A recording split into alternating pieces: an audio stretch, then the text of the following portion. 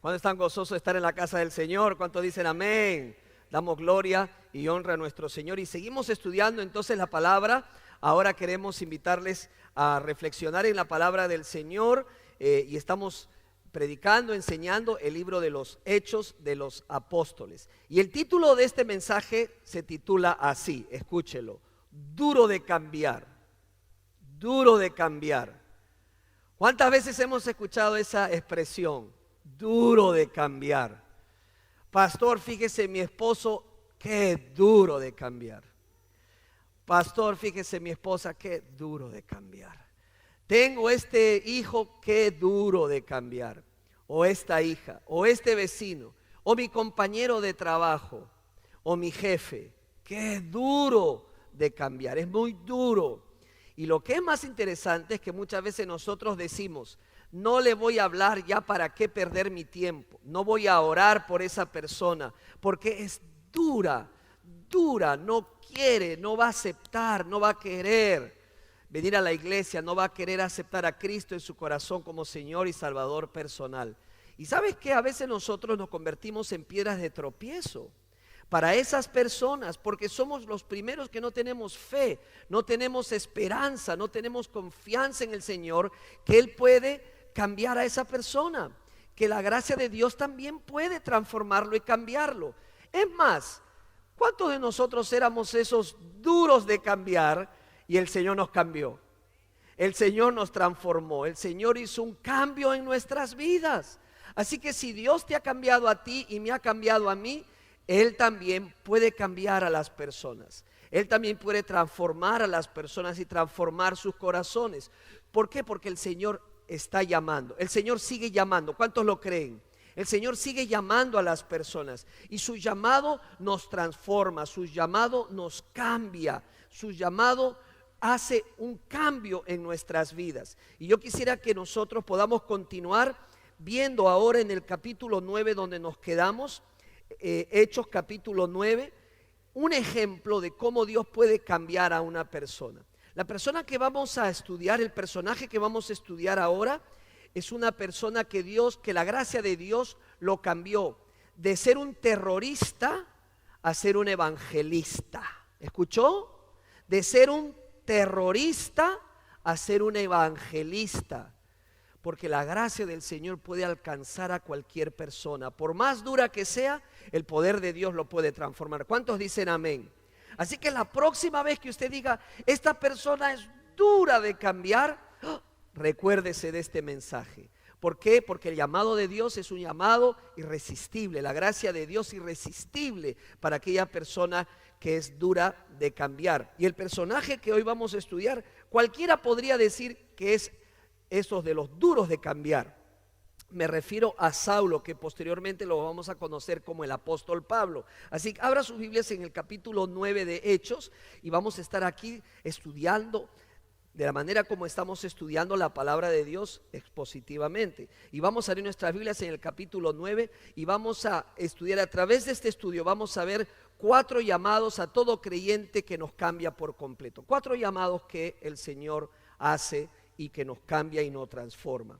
Entonces vamos a leer Hechos capítulo 9 y vamos también a leer los primeros versículos. ¿Ya tienen sus Biblias abiertas en Hechos capítulo 9? Si usted ve a alguien que no tiene una Biblia, por favor compártale para que no se quede sin leer la Biblia. Dice así la palabra del Señor: Saulo, respirando aún amenazas y muerte contra los discípulos del Señor. ¿Contra quiénes? Contra los discípulos del Señor. Vino al sumo sacerdote y le pidió cartas para las sinagogas. ¿De dónde? De Damasco, a fin de que si hallase algunos hombres o mujeres de este camino, los trajese presos a Jerusalén. A Jerusalén. Ahora, mira lo que dice aquí. Básicamente Saulo, que había sido testigo, había consentido la muerte de ¿quién? De Esteban. ¿Se acuerda que le arrojaron las prendas de Esteban a los pies de Saulo? Ahora continúa su campaña de terror, un gran terrorista que se dispone a ir a Damasco porque probablemente se enteró que aquí en Damasco habían esos que estaban siguiendo a Jesús, esos discípulos que seguían a Cristo y que para ese momento se les llamaban del camino, del camino.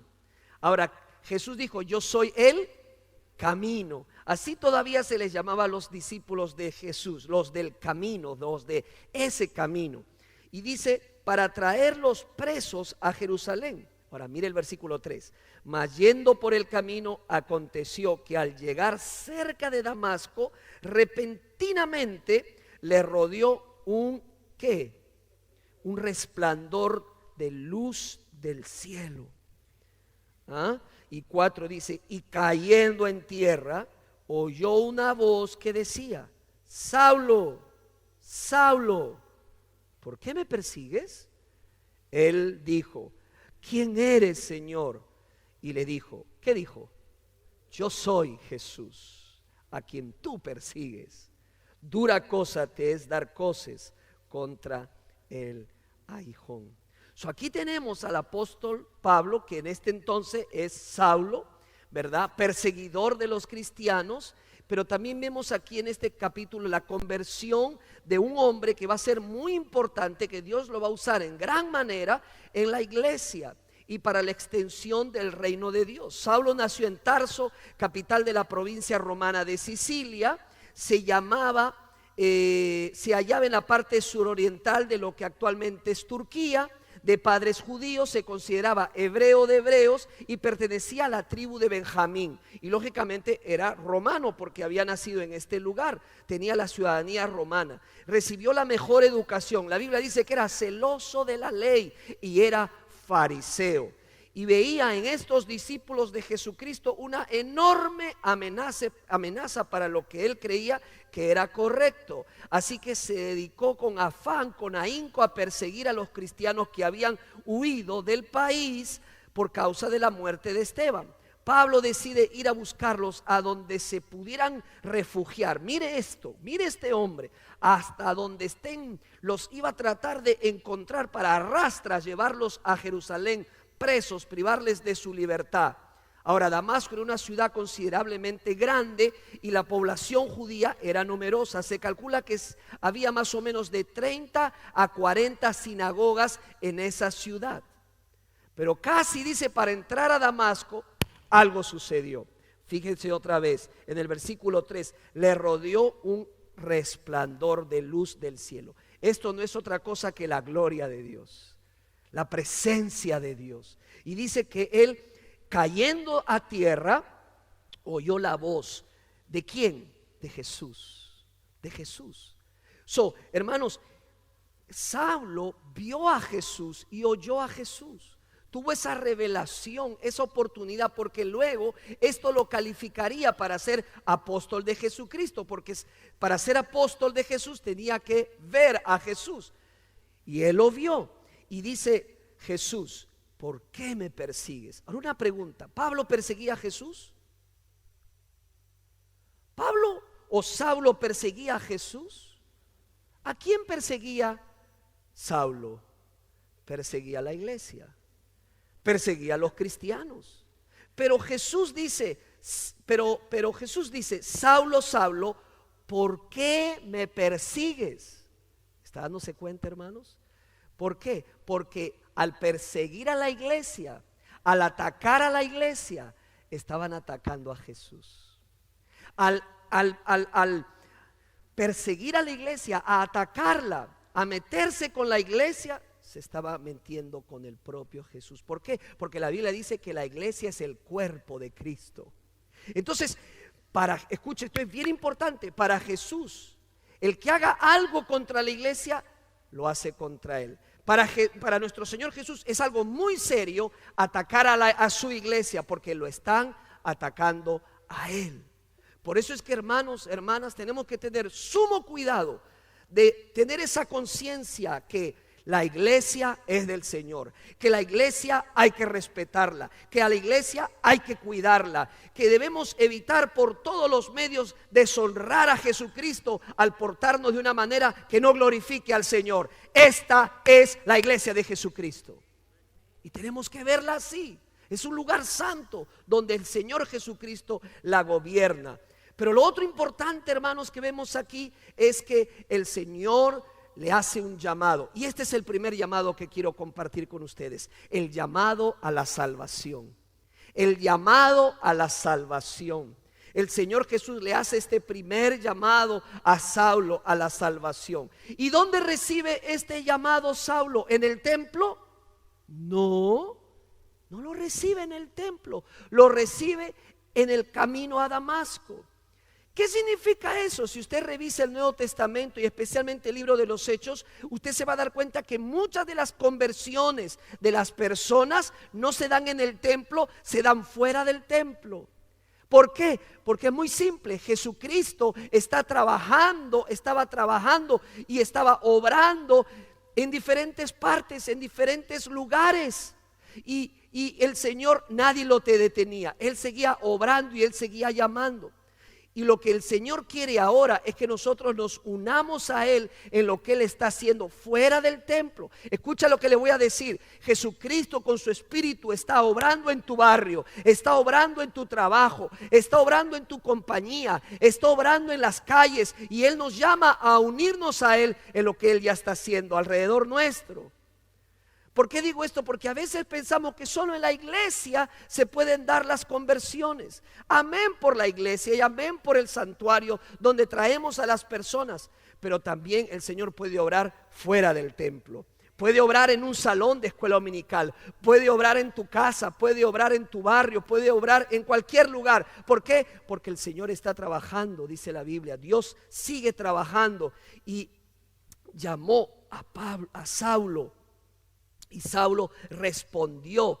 Dios tomó la iniciativa. Eso es lindo, hermanos. El hombre no toma la iniciativa. Es Dios quien toma la iniciativa. Es Dios quien busca al hombre. Nosotros, dice Romanos, no buscamos a Dios, le damos la espalda a Dios. Pero Él nos busca y nos ha buscado en una misión de rescate a través de su Hijo Jesucristo. ¿Qué dice Juan 3:16?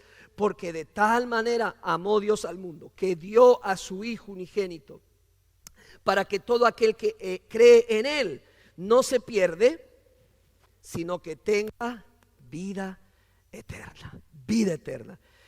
Probablemente el Señor está llamando tu corazón, está tocando la puerta de tu corazón. Ese es el primer llamado, el llamado de la salvación. Responderás a ese llamado. Tú que me estás viendo del otro lado de la pantalla, el Señor te va a llamar. Es de ti responder a ese llamado y decirle: heme aquí, Señor, aquí estoy. Me entrego a ti. El primer llamado, el llamado a la salvación. Vamos a seguir entonces en el versículo 6 lo que acontece. Siga conmigo la lectura. Dice: él, o sea Saulo, temblando y temeroso dijo: Señor, ¿qué dijo Saulo? ¿Qué quieres que yo haga? ¿Qué quieres que yo haga, Jesús? Y el Señor le dijo: levántate y entra en la ciudad y se te dirá lo que debes hacer. Y los hombres que iban con Saulo se pararon atónitos, oyendo a la verdad la voz, mas sin ver a nadie. Aquí este hombre Saulo le dice a Jesús: ¿qué quieres? ¿Qué quieres que yo haga? En otras palabras, le está diciendo: Señor, me entrego por completo a ti. Me entrego por completo a ti. Me rindo a ti. Soy tuyo. Ahora te pertenezco. Aquí estoy. ¿Qué quieres? ¿Qué quieres que yo haga? Es un llamado a la entrega total que el Señor nos hace. Este es el segundo llamado, el llamado a la santificación. El llamado a la santificación. Hermanos, aquí el Padre Celestial nos recuerda que llama a sus hijos a vivir una vida de santidad. La santificación, ¿cómo puede definirse? Como el ser apartado o hecho santo para los propósitos de Dios. Ya no me pertenezco a mí, le pertenezco a Dios. Y toda mi vida se la rindo a Él.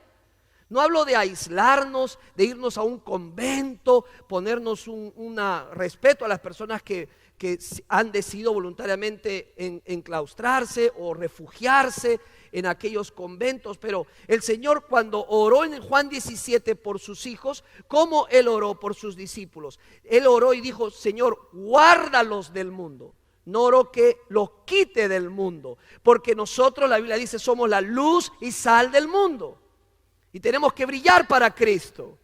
Y tenemos que ir a aquellas personas que probablemente otras las han descartado por su estilo de vida. Oh no, esta persona ya no tiene esperanza. Este homeless, ni siquiera nos preocupemos por esa persona. Esa persona que está en la cárcel, ahí que se pudra, se ha portado mal. Déjame decirte algo, Jesucristo vino para sanar a los que estaban enfermos, dice la Biblia. Somos nosotros como iglesia que muchas veces ponemos las piedras de obstáculo para ganar a esas personas para Cristo Jesús, que están desesperadas. El Señor nos llama a la santificación. Por un lado es apartarnos del mal, apartarnos del pecado, pero a su vez es un proceso que empieza cuando recibimos a Jesucristo como nuestro Señor y Salvador personal. Es el deseo de agradarle a Él con nuestros actos, con nuestros pensamientos, con nuestra manera de ser. La palabra de Dios dice, le voy a leer dos pasajes, Levíticos 11:44, el primero, si quería apúntelo, dice, porque yo soy Jehová vuestro Dios, vosotros por tanto os santificaréis y seréis santos, porque yo soy santo. Y primera de Pedro capítulo 2 versículo 9 dice, mas vosotros sois linaje escogido, escucha, real sacerdocio, nación santa. ¿Puede repetir conmigo, nación santa? Dígale a la persona que está a su lado, nosotros somos parte de una nación santa. Dígaselo, no tenga pena, no tenga vergüenza. Somos parte de una nación santa. Hermanos, dice Pedro, somos pueblo adquirido por Dios para que anunciemos las virtudes de aquel que os llamó de las tinieblas a la luz admirable. Este no es un llamado a la perfección, pero sí a esforzarnos por agradar a Dios, por agradar a aquel que nos ha salvado. El Señor requiere de ti y de mí la entrega total, la rendición total de nuestras vidas. Saulo dijo, Señor, ¿qué quieres que haga? Aquí estoy completamente, me rindo a ti, Señor. Eso es lo que no hizo, eso es lo que hizo Jesús. Eso no hizo Jesús cuando estuvo en la tierra. Él se rindió a la voluntad de su Padre. La Biblia dice que Él no hacía nada por su propia voluntad, sino se sometía a la voluntad de su Padre. Una vida entregada. Él dijo, Señor, lo que sea, cuando sea, aquí estoy, le dijo a su Padre. Y Él hacía todo lo que su Padre le indicaba. Una vida entregada, Charles Stanley dice que significa, Señor, lo que sea, cuando sea, donde sea y como quieras. Mi respuesta es sí. Eso espera Dios de ti. Ese es el segundo llamado que Él nos hace, el llamado a la santificación, a la entrega total. ¿Tú sabes cuál es la diferencia? Y tú lo puedes ver en Romanos capítulo 7 y Romanos capítulo 8. Romanos capítulo 7 ves a un Pablo que dice, el mal que yo no quiero hacer, eso termino haciendo. Y en el capítulo 8 ves a un hombre maduro, ves a un hombre fuerte y ves a un hombre dispuesto a agradar a Dios. ¿Cuál es la diferencia?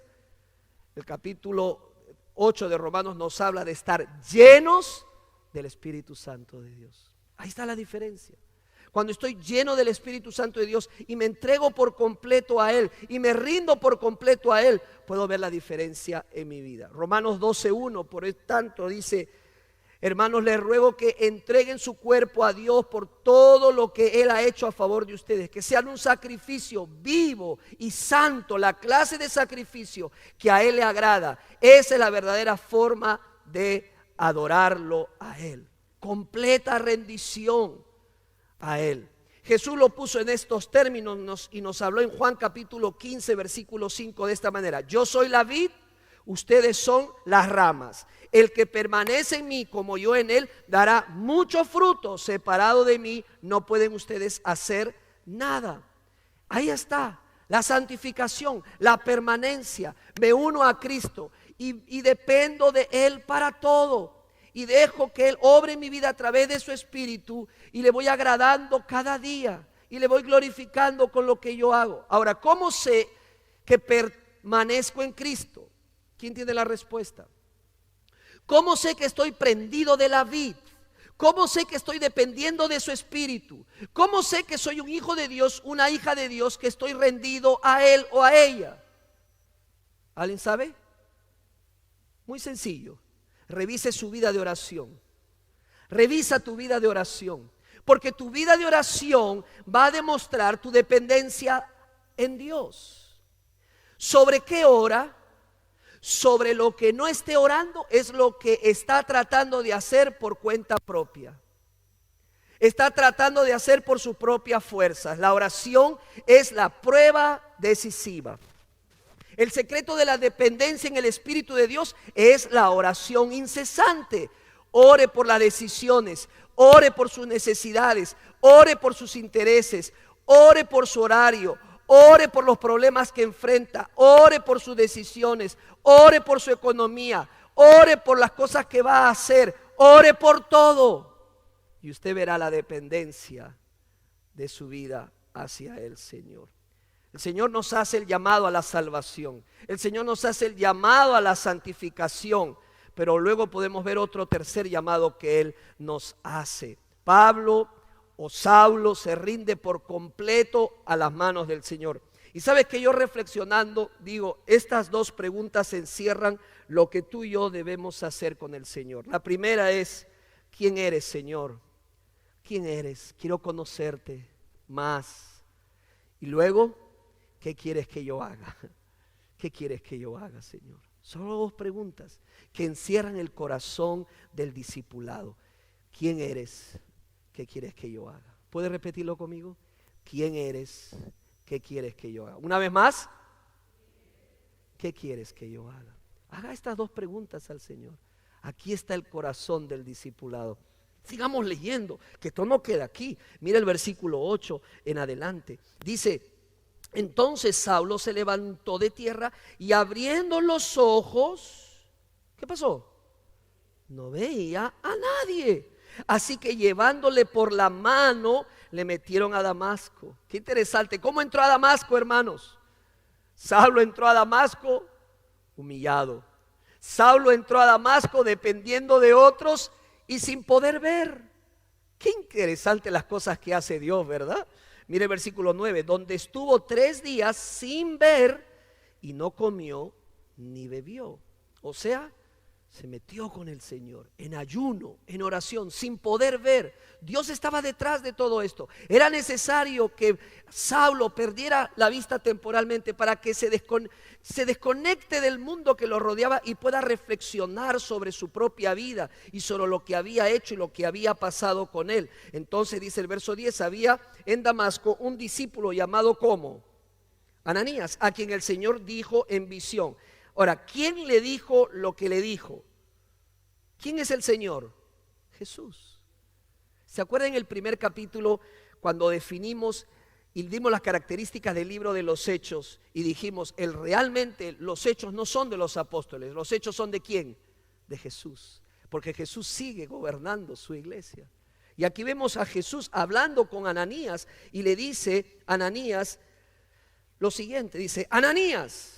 Y él respondió, heme aquí, Señor. Y el Señor le dijo, levántate y ve a la calle que se llama derecha y busque en casa de Judas a uno llamado ¿cómo?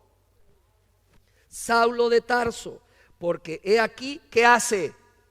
Él ora. Hermanos, qué conversión tan impresionante vemos aquí. Vemos primero a un hombre perseguidor de los cristianos, un terrorista.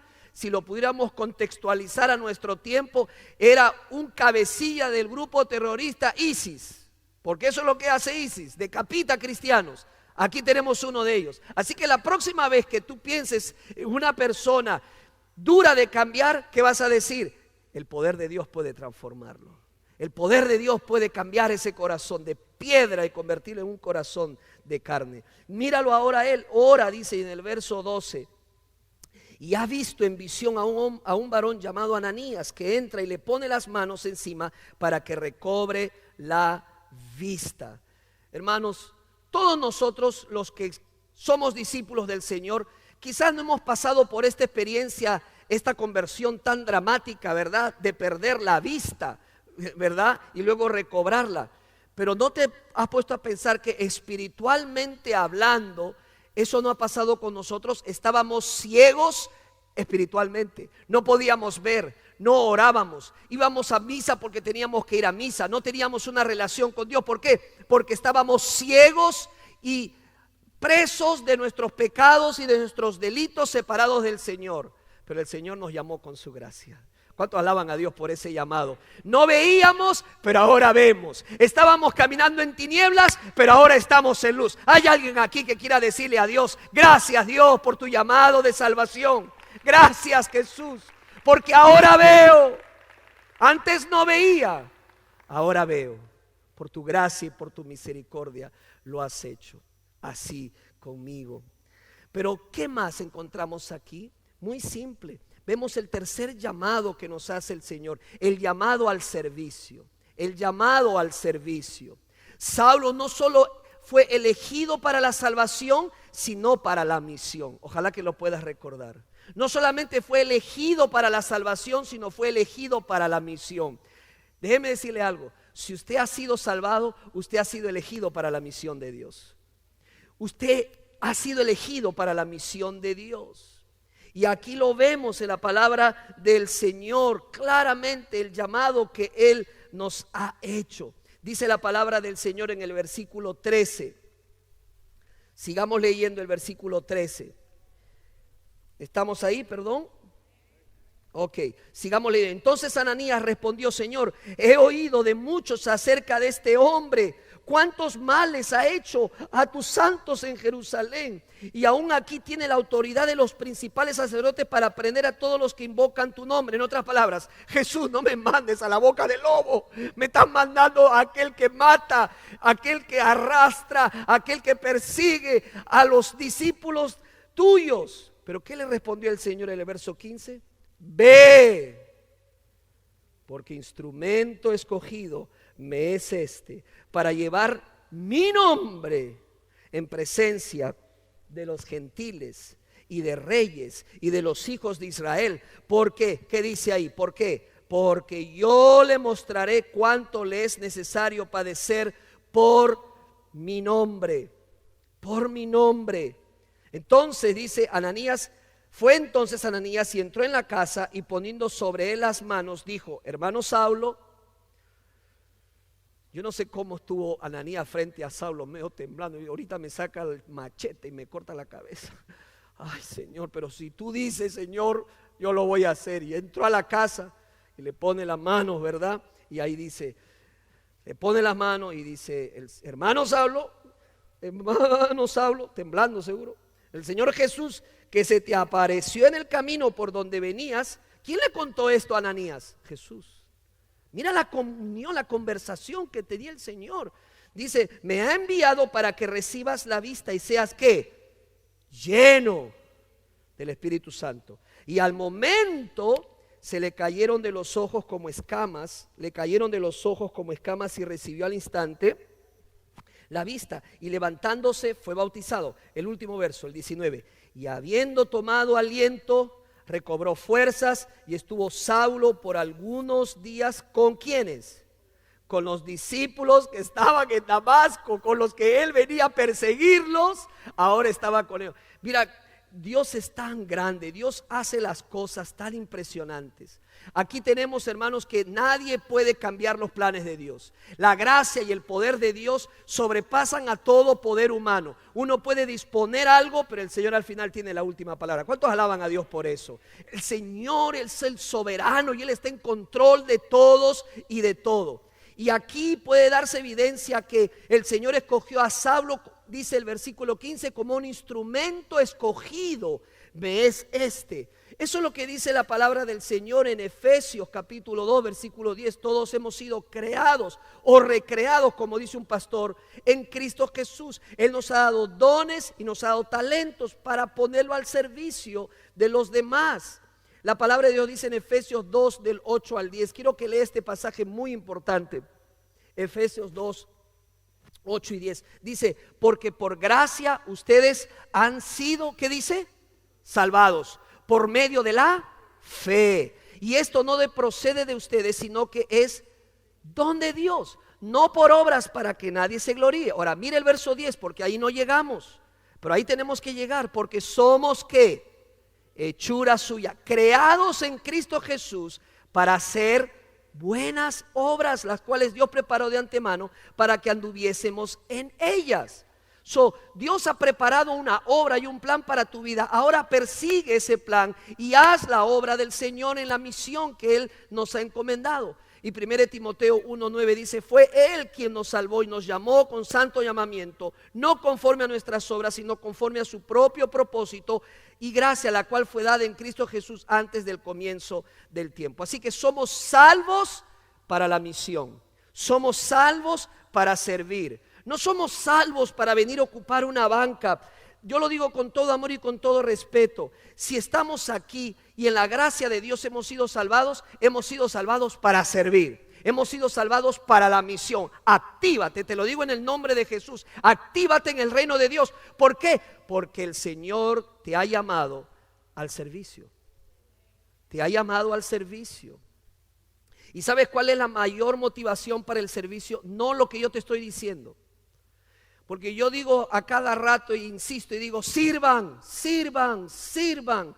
Incluso te puedo decir lo que a veces decimos: el que no vive para servir, no sirve para vivir. ¿De veras? Lo puedo repetir una y otra vez.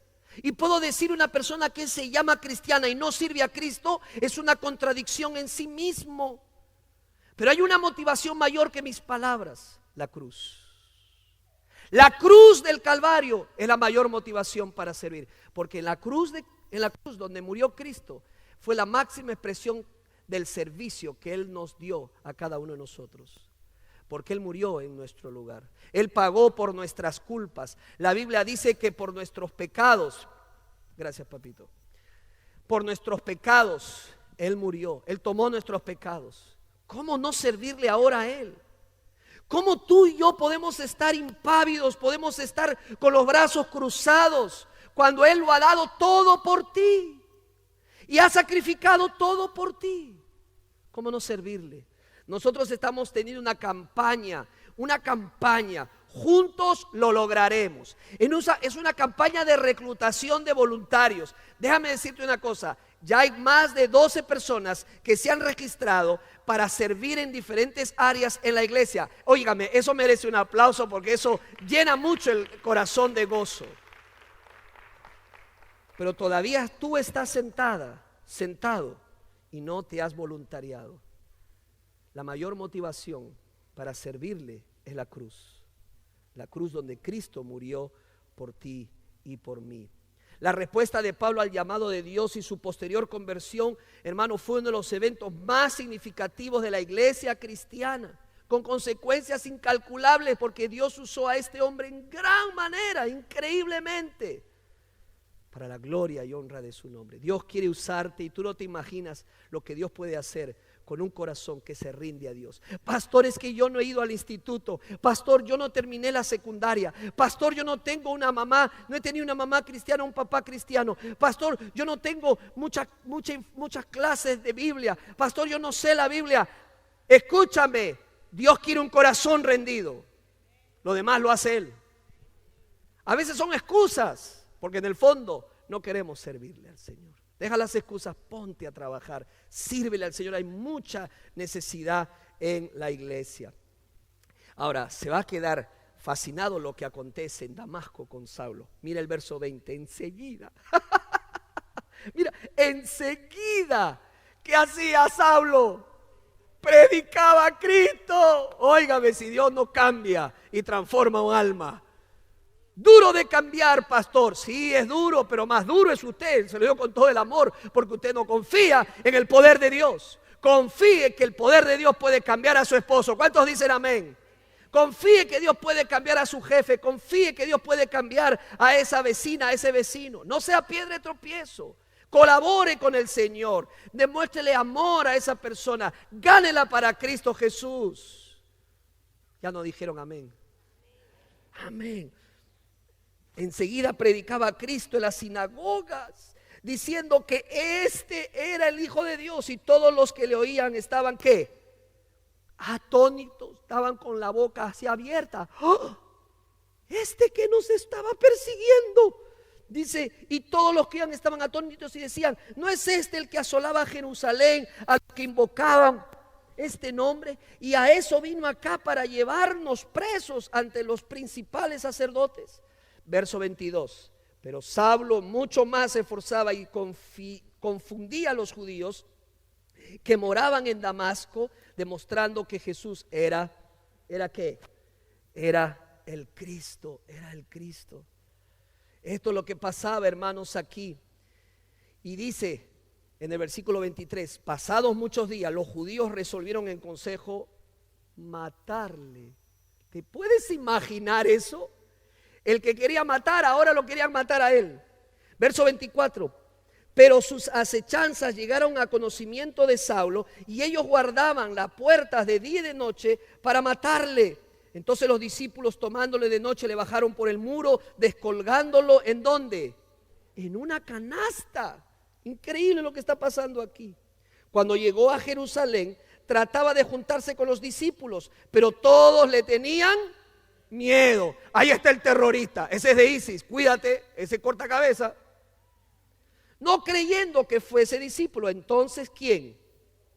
Tomándole, lo trajo a los apóstoles y les contó cómo Saulo había visto en el camino al Señor, cómo había visto, o sea, Saulo vio a Jesús, ahí está, el cual le había hablado, y cómo en Damasco había hablado valerosamente en el nombre de Jesús. Verso 28, y estaba con ellos en Jerusalén y entraba y salía, y hablaba dedonadamente en el nombre del Señor y disputaba con los griegos, pero estos procuraban matarle.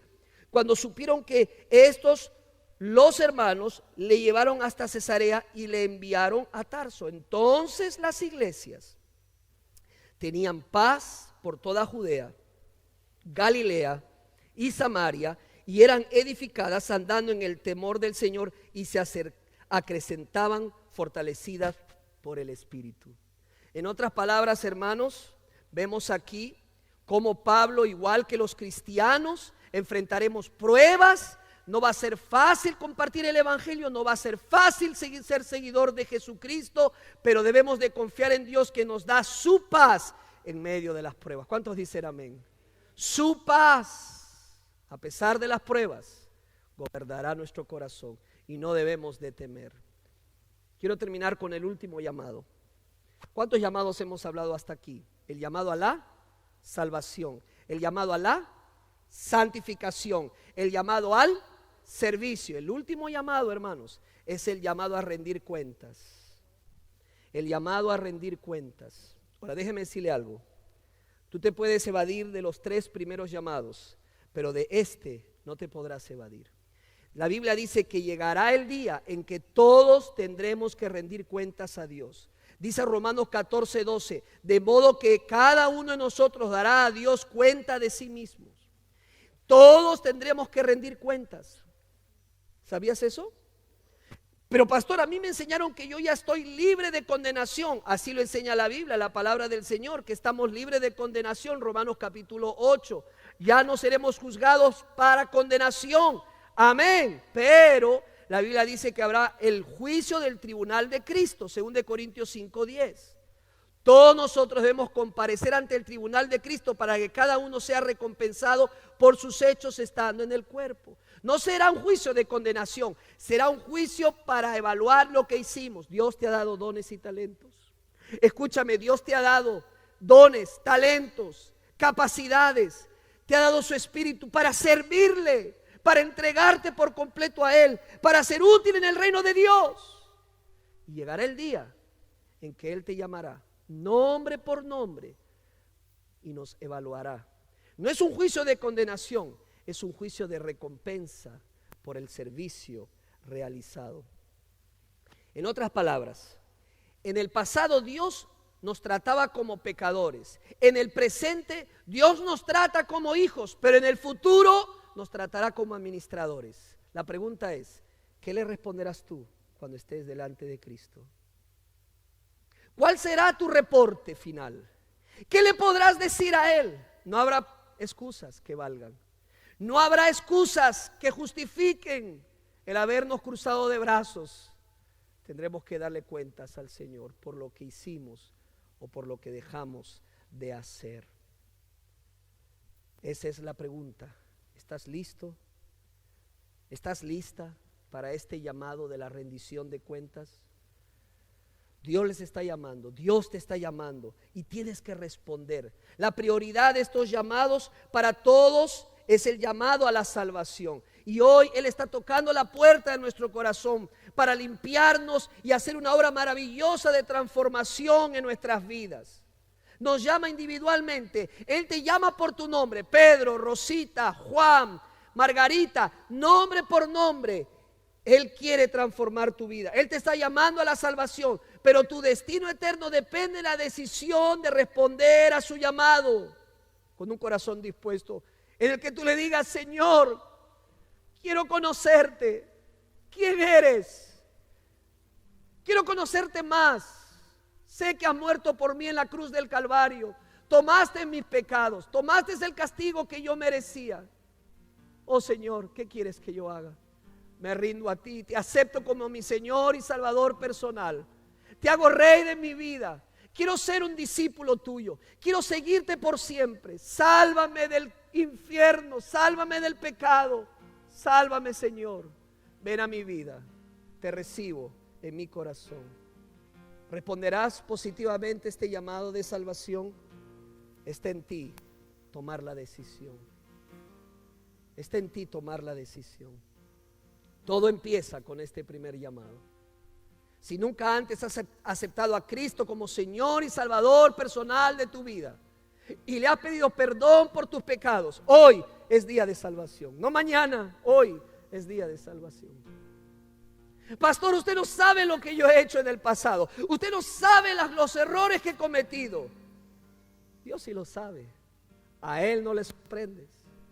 Dios conocía a Saulo, pero nada hizo que la gracia de Dios no lo pudiera alcanzar. Porque esa es la gracia de Dios. La gracia de Dios te alcanza donde estés y como estés. No importa lo que haya pasado, Él te ama. ¿Cuántos dicen amén? Y Él quiere salvar tu alma. ¿Quieres aceptar ese llamado? Ahí donde estás, puedes decirle: acepto ese llamado. Sálvame, Jesús. Porque no le decimos al Señor en oración y evaluamos nuestras vidas, ahí donde estamos, y piensa en los otros llamados, hermano, hermana. Pero tú, amigo, amiga, hoy puedes responder ese llamado. Si hay alguien aquí que quiere decirle a Jesús: yo respondo a ese llamado. Quiero conocerte más, Jesús. Quiero que tú seas el Señor y Rey de mi vida. Te recibo en mi corazón. Creo en ti con toda mi fe. Si haces esa decisión, Él te dará la salvación de tu alma.